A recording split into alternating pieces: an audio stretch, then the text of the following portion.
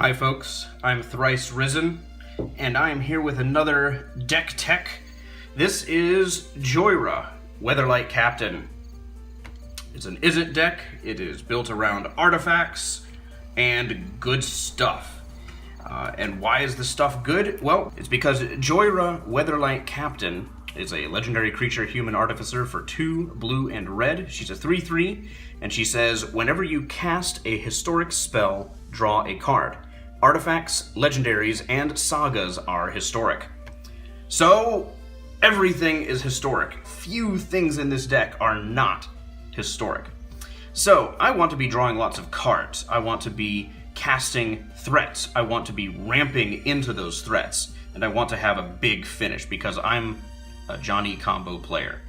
So, what do we have in this deck? Let's start with the most important resource, which is mana. You can't cast cards if you don't have mana. Some people will say cards are more important. I would rather have mana and no cards than cards and no mana. So, let's start with the mana. We will start at the very beginning with the CMC 0 slot with Mana Crypt. It's very intensive on the life, but it's pretty good if you can keep it out and keep it trucking.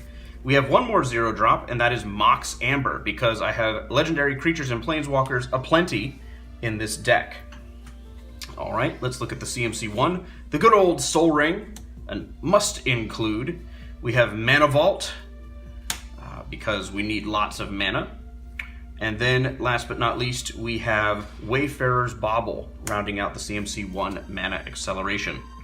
Moving to CMC 2, we have Thought Vessel, because if we're drawing a lot of cards, we want to make sure we could keep them. So no maximum hand size is pretty strong for that. Armillary Sphere, go get land that we need. Thematic Compass will quickly turn into a maze-like land, and can also help us in the early game if we don't really have much to do. Alright, CMC 3, there's one mana rock here, and that is Pristine Talisman, because gaining life is pretty neat if it's attached to another effect, like mana generation. We have Solemn Simulacrum. Solemn Simulacrum must include. It's historic. It gets me cards. It draws cards when it leaves. Jhoira's Familiar, because, well, why wouldn't you include Jhoira's Familiar with Jhoira? It makes my historic spells cost 1 less, which means all these CMC 1 things are free. It's pretty relevant. CMC 4, we have Storm the Vault. It's a legendary enchantment. When 1 or more creatures you control deal combat damage to a player, you create a colorless treasure artifact token. And at the beginning of your end step, if you control 5 or more artifacts, you transform Storm the Vault into Vault of Katlakan. It's a legendary land. You can tap it to add 1 mana of any color to your mana pool, or you can tap it to add a blue to your mana pool for each artifact you control. So it's a Tolarian Academy that you have to work for. But in this deck, as you see, there's so much gray on this table, it's not hard to flip that the turn you play it. Speaking of cool cards, Gilded Lotus, add 3 mana of any color, very useful. And this guy, what's he doing in the mana slot? Well, it's Neheb, the Eternal. A 4/6 for 5 with Afflict 3. Whenever this creature becomes blocked, defending player loses 3 life. At the beginning of your post-combat main phase, you add a red to your mana pool for each 1 life your opponents have lost this turn. It makes mana, so it sits with the mana stuff. Alright, so that's mana. What about cards? There's a lot of cards in my card generation, card advantage slot over here. For those of you not familiar with how I build my decks, mana ramp, card advantage, tutors, recursion, answers, threats. So, you can see there's a lot of stuff in this card drawing section. So we'll do this type of card advantage first, which are my tutors. We have Fabricate. Search your library for an artifact. Reveal it, put it into your hand. There's a lot of artifacts. We have Whir of Invention, which has Improvise. You can search your library for an artifact card with CMC X or less, put it onto the battlefield, then shuffle your library. It's an instant speed. So if you're holding up answers on someone else's turn to maybe respond to what they do and they don't do anything worth responding to, War of Invention at the end of your turn. It's pretty great. Then Tezzeret the Seeker, an all-star in this deck. I do not have anything that goes infinite with him expressly. I don't have Chain Veil in here, It's something I've considered. I don't own one, but there's a lot of Planeswalkers in here, so it might be an include later on. But you can +1 to untap up to 2 artifacts, and you can -X search your library for an artifact card with converted mana cost X or less and put it onto the battlefield, then shuffle your library. And he has a -5 that we don't care about.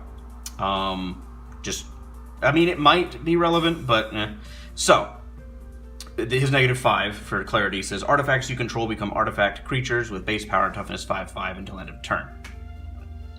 I don't want my artifacts to be destroyable in that way. So, his -X is mainly what we use him for. Because I can -0 him, go get a Mana Crypt. I can -0 him the next turn, go get a Mox Amber. I can -1 him, get a Soul Ring. I can -1 him again, go get a Mana Crypt, or a Mana Vault.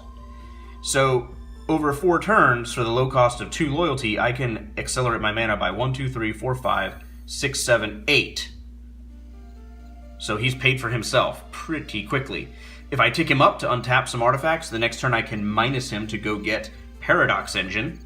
Or if I have Paradox Engine, or if I have the means to win via Aetherflux Reservoir, I can just -4 him right away to go get an Aetherflux Reservoir. So he's very versatile in this deck. There's one time I had an Aetherflux Reservoir, and I needed more juice, and I -4'd him to go get Phyrexian Metamorph, copying Aetherflux Reservoir, because Aetherflux Reservoir is not legendary, so you can make copies of it. So those are my tutors. Let's look at card draw. Well, we have Jhoira. We've already discussed her. Now let's look at this big old sweet pile of card advantage. And card advantage begins and ends, well, it doesn't end, obviously, there's a lot here, but it begins with Sensei's Divining Top, because in a deck with Jhoira, top is actually a lot better than usual, because you can sacrifice top to draw. You will then draw for turn, then you'll cast top again and draw again because Jhoira is out. So top is actually digging you deeper into the deck, so you won't just get top locked as easily. We have Jhoira and Ruin Diver, a historic legendary creature, Merfolk Wizard. Whenever you cast your second spell each turn, draw a card. So, pretty solid. Karn, Scion of Urza, the beginning of the Planeswalkers. Well, Tezzeret already began, but people forget about him. Karn's cooler because he lets you reveal the top 2 cards of your library. An opponent chooses one of them, put that card into your hand, and exile the other with a silver counter on it. -1, put a card you own with a silver counter on it from exile into your hand, and then you can -2 him to create a 0/0 colorless construct artifact creature token. With this creature gets +1/+1 for each artifact you control. Pretty solid. Fun fact, sudden spoiling kills the contract because it loses that ability and becomes just a 0/0 and dies. So Karn is very versatile because he can dig you to stuff, and you can put things underneath him. So if they put your Paradox Engine, there are ways in this deck to flicker Karn to get him back. So you can very quickly go, that card you exiled earlier, I'm going to get it back. Because it doesn't say put a card you own that was exiled with Karn, because if you flicker him, that it's a different instance of Karn, so you wouldn't be able to get it. This simply says put a card you own with a silver counter on it. So as long as that card has a silver counter on it, Karn can go fetch it. So even if it's a new instance, he can get it. We have Papa Jace, the Mind Sculptor, sculpting minds since Worldwake, or, that block, if I'm getting the right one. So, I wasn't playing Magic back then. So, Jace the Mind Sculptor, pretty awesome, pretty great for drawing cards. Why stop at one Jace? Here's Jace Beleren. He draws cards for everybody. Then we have Trading Post. It lets us do something with excess lands in our hand, which is actually a problem this deck has. We'll get to that later. We're searching for Escanta. It lets us dig, and it also lets us dig for valuable cards. A lot of the cards in here, there's a lot of creatures, but there's also a lot of non-creatures that once this flips, it can go get them. Future Sight. Play with the top card of your library revealed. If you thought drawing cards by playing historic stuff was pretty neat, imagine just funneling through your deck because you can cast the top of it and then draw cards, and it gets pretty silly. Keranos, God of Storms. It's a 6/5. If he wakes up, it's pretty good, but even if he doesn't wake up, He's helping us either draw additional cards or point damage at small troublesome creatures or players or planeswalkers. Another Jace, Unraveler of Secrets. We're scrying and drawing a card, or we can bounce a creature, just like Papa Jace. Daretti Scrap Savant, you can discard up to 2 cards and then draw that many cards. So we're drawing a lot of cards in this deck. Odds are we're going to draw some unwanted islands or mountains, and our hand's going to get a little clogged with them, especially if we don't have a Reliquary Tower or a Thought Vessel or something to keep our hand size irrelevant. So Daretti helps us pitch those worthless cards to go get potentially better cards. You can also sacrifice an artifact to return target artifact from your graveyard to the battlefield. So if they counter an important card like Paradox Engine or Aetherflux Reservoir, or if they kill it, you can -2 him to go get that ability, or that card and its ability back. Then we have Dak Faden, the greatest thief in the multiverse. Target player draws 2 cards, then discards 2. So again, if we have a bunch of land in our hand, you'll happily discard those to try to find other things. He also gains control of artifacts. Why let other people have historic cards? We want them all. Steal them. Saheeli Rai. She lets me scry 1 to deal 1 damage to each opponent, and occasionally I can create a token that's a copy of target artifact or creature. So again, useful to copy Aetherflux Reservoir or other things. Now, it's not going to be as relevant because a lot of the creatures in the deck are historic. They are legendary, so you don't want to make copies of them unless they have a really great ETB, which, looking at it, the only ones that I can think of off the top of my head that have a great ETB are like Venser. Yeah, that's about it. Venser is pretty much the only one with an ETB that we care about, but we'll get to him later. And if you alter, you could search your library for up to 3 artifact cards with different names, put them onto the battlefield, then shuffle. I've never gotten there. Jace, Memory Adept. The Jace train continues. We've got most of it in here. You can draw a card, and it mills someone, or you can mill someone 10. Pretty solid. Bident of Thassa. We do have creatures in this deck that do enjoy attacking, and we like drawing cards, so let's do both of those at the same time. Bident of Thassa is pretty good. Itali Primal Storm. It attacks. I can draw a card if it hits, but I also get to exile the top card of each player's library. Then I may cast any number of non-land cards exiled this way without paying their mana costs. It's useful to get stuff off of the opponent's deck. It also says may cast, so I don't have to cast it. If there's a board wipe or something that's detrimental to me, I don't have to cast it. But it has the extra value of this in this deck where most of my stuff is historic. So I will cast that card. It does say cast. And then I will be able to draw off of Jhoira. We have Thassa, lets things become unblockable for all the attacking that we like doing, and it scries 1 at the beginning of our upkeep. It's pretty solid. Then we have the Weatherlight, because Jhoira is the Weatherlight Captain. She's got her familiar. She has to have her ship. It's a 4/5 with flying crew 3 vehicle. I love the flavor that Jhoira, as a 3/3, can crew her own ship. Seems pretty smart to me.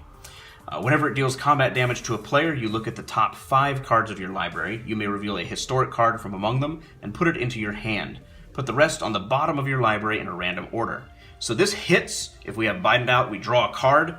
We get to look for more historic stuff and cast it. So this deck draws cards by itself without Jhoira. Some people, when they were talking about building Jhoira, would be tempted to build a Cheerios style deck with lots of 0-drop artifacts, so you play Jhoira and then just chain a bunch of stuff. I tried that a little bit, but then I realized that with Jhoira, if Jhoira gets killed, the whole deck shuts off. You're left with a bunch of 0 or cheap artifacts that aren't super valuable in the mid to late game. So I decided to switch into every single card is good by itself. It's a card that people want to get rid of. So Jhoira isn't chaining through the deck. She's going, I'm going to play this threat. It'll draw me another card, which is probably another threat, but you're going to have to deal with this. And I'm going to play this out. And then if you deal with this, cool. I've drawn a couple other threats to play now, draw more threats. So the deck is constantly being on the beatdown, if you're familiar with that phrase. The deck is very aggressive. Now, it's good at sitting back and being controlling as well, because it's got a lot of answers. We have the best counterspell in Magic next to Force of Will. Mana Drain. Counter target spell at the beginning of your next main phase. Added amount of colorless mana to your mana pool equal to that spell's converted mana cost. Better counterspell. We have Swan Song. We have actual counterspell. We have Arcane Denial.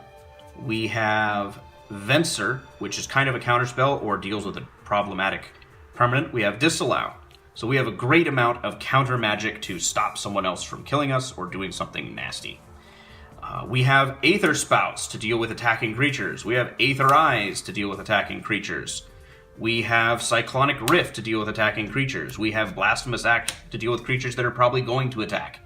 So we have lots of ways to clear the board and buy ourselves time, and we have lots of artifacts and indestructible permanents, so we don't care about the wipe as much. But we do care about targeted removal of our cool stuff, so Padim, Console of Innovation, makes our artifacts hexproof. And, you know, I realize that I've played him, and I have neglected that he has a second ability, so I should probably pay attention to that in the future. And for some reason, when I was setting up the deck, Commander Sphere got in the wrong stack. Commander Sphere is a mana rock in the CMC 3 slot. Can't forget that good old draw card. We have Chaos Warp for a problematic permanent. We have Phyrexian Metamorph. I consider shapeshifters and clones and things like that to be answers, because it lets you copy something big to go, you've played a nasty threat, I'm going to play it as well. Now, it could be considered a threat, but I like to consider you're answering something that someone else has played by getting one for yourself. It's a way to say your advantage is now also my advantage. But, as I said, I have used it to copy Aetherflux Reservoir for the win before. Last but not least, we have this little gem, Kazu, Tyrant of the Cliffs. Whenever a creature an opponent controls attacks, if you're the defending player, you put a 3/3 red ogre creature token onto the battlefield unless that creature's controller pays 3. So if you attack me, I'm going to be getting creatures. They're not historic, they're blockers potentially. If you're flying, I'm not going to care as much, but if you attack me with a lot of stuff, you better be sure you're going to kill me, because I might kill you on the crackback with Kazul. Also, with a certain other card, Kazul just becomes lethal by himself, and we'll get there. We have Urabrask the Hidden, moving on to the threats category now. Creatures you control have haste. Creatures your opponents control enter the battlefield tapped. I like things that have haste because I have a couple creatures that care about attacking. I've got some big flyers, Weatherlight, I can play it, crew it, and swing immediately, so that's pretty good. Speaking of haste, Hammer of Perforos is another thing that gives haste to my dudes. Another great creature to have is just Molt Steel Dragon. It's historic, and I can pay life to finish someone off. Speaking of cards that are good with drawing cards and historic, we have Niv Mizzet the Fire Mind. Whenever you draw a card, Niv Mizzet the Fire Mind deals 1 damage to target creature or player. You can tap him to draw a card, but I'm drawing so many cards that he can quickly deal 5 damage in a turn very quickly. Then we have the budget Niv Mizzet, Psychosis Crawler, which causes each opponent to lose 1 life whenever I draw a card. So the two of them in play together, which has happened quite often, bleeds everyone out really fast. Then we've got the good old Paradox Engine, which I have so many artifacts tapping for stuff, and so many cheap stuff, that it gets pretty nuts. We have, let's see, Aetherflux Reservoir, lots of cheap artifacts going off, going crazy. Then we have Phyrexian Altar. See, this one's a little odd, but it pairs with Paradox Engine, because I have all these mana rocks, okay? And then I have a handy historic card named Squee the Immortal.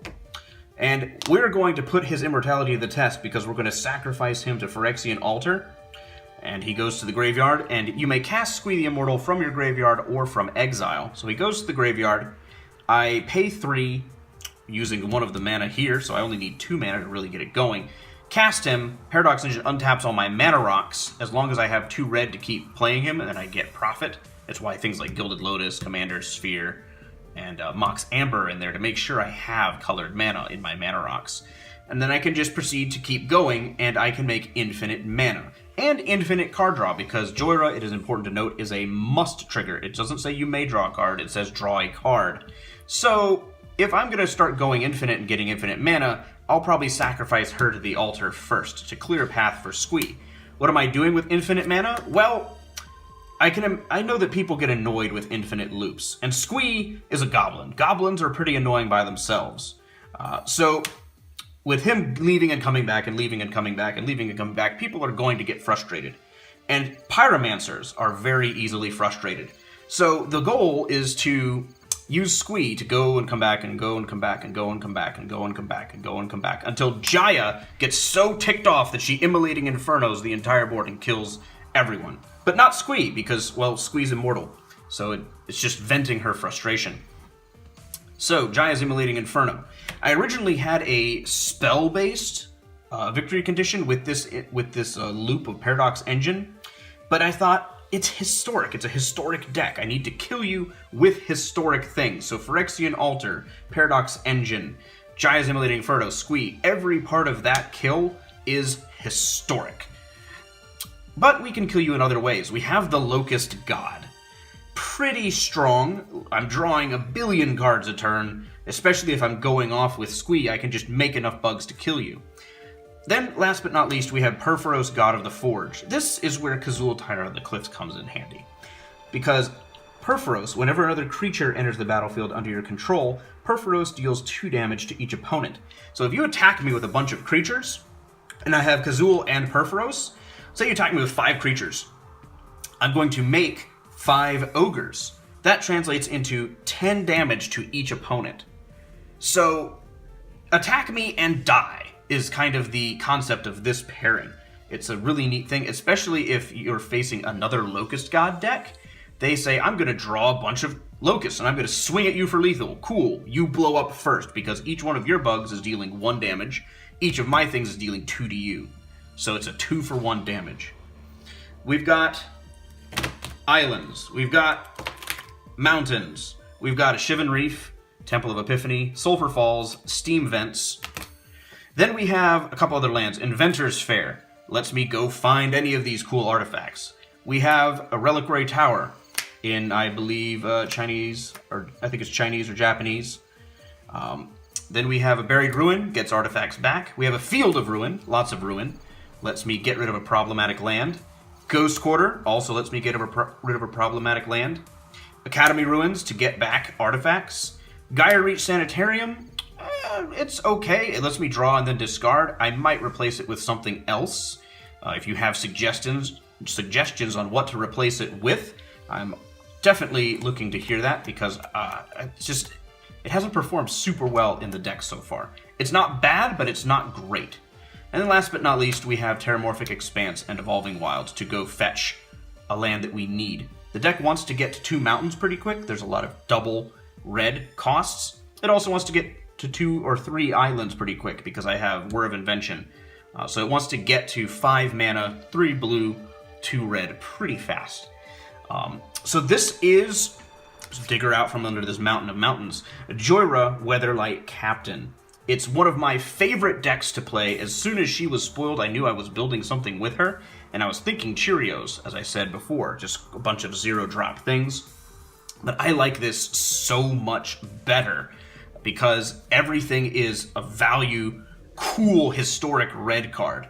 Speaking of cool historics, I'm probably going to cut something for Thada Adel Acquisitor, because she has Island Walk, and whenever she deals combat damage to a player, search that player's library for an artifact card and exile it.